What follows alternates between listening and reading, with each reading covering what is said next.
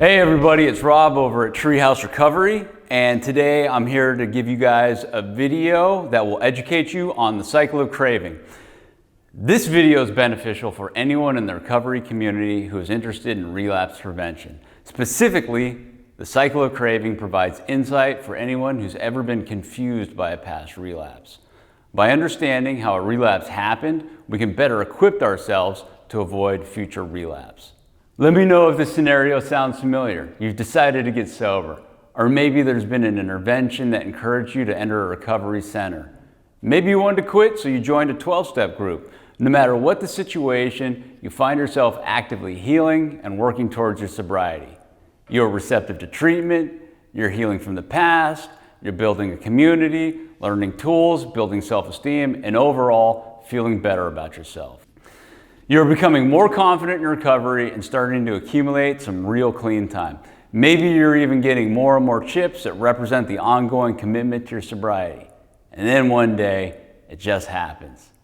Out of nowhere, you pick up and use, or you end up drinking. A relapse like this can cause a lot of confusion. Friends and family will also be puzzled by this situation. You're doing everything right this time, and the relapse monster just jumped out and got you again. While an experience like this might seem like relapse just happens, the cycle of craving will explain how relapse is predictable and there are steps taken before the actual ingestion of drugs and alcohol. To explain the cycle of craving, I'm going to use a diagram of the brain. And to make things simple, we're going to focus on two areas of the brain. Here we have the prefrontal cortex, which is responsible for logic, forward thinking, and executive functioning. So over on this side, this will represent the prefrontal cortex. And here we have the limbic system, which is responsible for several different things, including survival. This side is going to be the limbic system. Let's say this brain belongs to a male who just entered treatment for alcoholism. This is a brain that is currently operating at a deficit. This brain is dependent on alcohol, fueled by fear, maybe there's irrational beliefs, maybe this guy suffers from low self-esteem, he's been through traumatic experiences. Overall, this is a brain that's stressed out.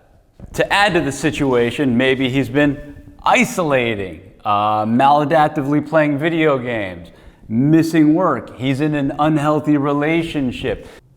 These marks represent a brain that is operating from a place of survival. Then over time, while he's in treatment, he begins to learn the value of routine. He is in a structured environment. He is receptive to treatment interventions. He starts to heal from past events. And at the same time, he's building a support network, learns treatment tools. He begins to set goals and understands the importance of boundaries. He's becoming confident and healthy and feeling good about himself. Over time, with proper treatment and his motivation to heal, we can say that this is a brain that is much healthier and able to make better decisions. This is someone who will not relapse unless his brain goes back into a state of survival and escapism. Real quick. So,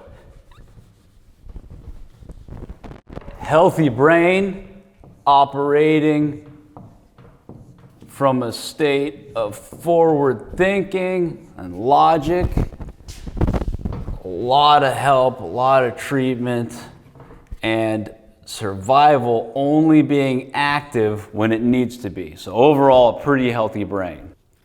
He is about to enter the cycle of craving, so you don't have to. This cycle can be set in motion by an activating event, a trigger situation, or even by him not maintaining his well-being.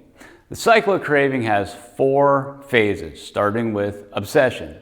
When obsession begins, he will have an inability to stop thinking about alcohol. While these thoughts can be overwhelming and intrusive, they're actually very normal. If he has a history of coping with life's problems by drinking, then it only makes sense that he would fantasize about alcohol when faced with some stress. If he is actively practicing mindfulness and daily self-awareness, he is able to understand that his response is irrational and be able to use healthy alternatives to deal with the stress. At this phase, his brain has enough forward thinking to understand the consequences of drinking. He is able to access his resources and pull himself out, and by doing so, he just had a win, which will only reinforce his recovery. But what if he doesn't? What if he chooses to feed the obsession? He is now creating impairments in the brain, which is bringing him closer to a relapse. If not interrupted, he will progress to the next phase, which is compulsion.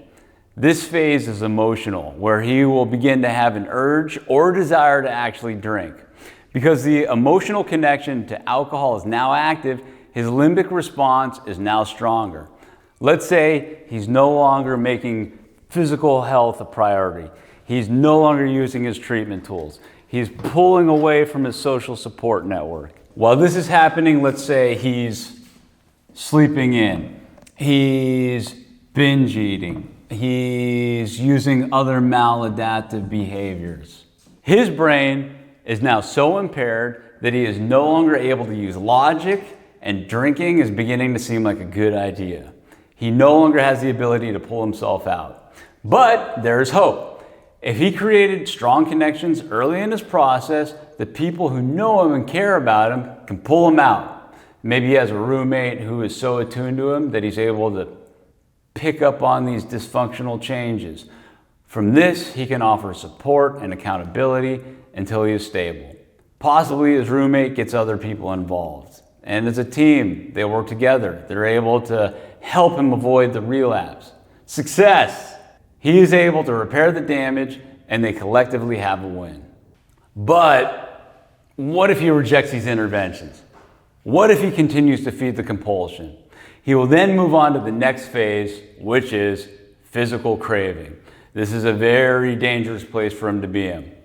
With the brain-body connection, his physical being is now asking for the alcohol. This craving will awaken his past disease and addicted state, which will produce physical symptoms. His heart will start racing, he will feel physically excited, his throat might even become dry. If this guy was an opioid user and his drug of choice wasn't alcohol, he could actually feel the symptoms of withdrawal, even if he hasn't used in months. In this phase, the brain and the body are working against him and bringing him closer towards a relapse. He is no longer thinking logically, and he will push away any person who interferes with the eventual relapse, and the survival relationship with drinking is now in control.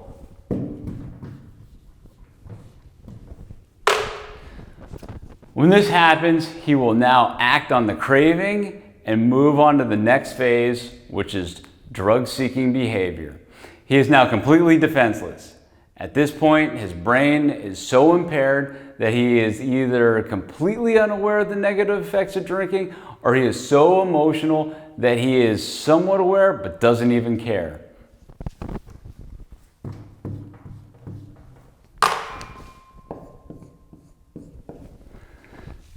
This is a zombie-like state where people have reported that it feels like they're an observer watching themselves relapse, almost like an outer body experience. He went from healthy and sober to relapse and stuck back in active addiction. While the process can be slow or quick, there is always a process. This allows us to stop the process before the relapse actually happens. As a recap, the cycle of craving is going to start off with obsession, to where the individual has the ability to pull themselves out. But if they don't, they'll progress to compulsion, where it requires somebody else to do an intervention and to get that person out of the cycle. But if that is also rejected, they'll eventually make it to physical craving, where the mind-body connection takes over and there's a tissue hunger for the substance. And eventually, they'll progress onto drug-seeking behavior, where, short of a miracle, this person is going to use. I hope this video helps anyone who's ever felt confused about a past relapse. If you are recovering from a relapse or are currently in active addiction, please call us. Knowledge is how we're able to strengthen the brain and better prepare ourselves to live a happy, sober, relapse-free lifestyle.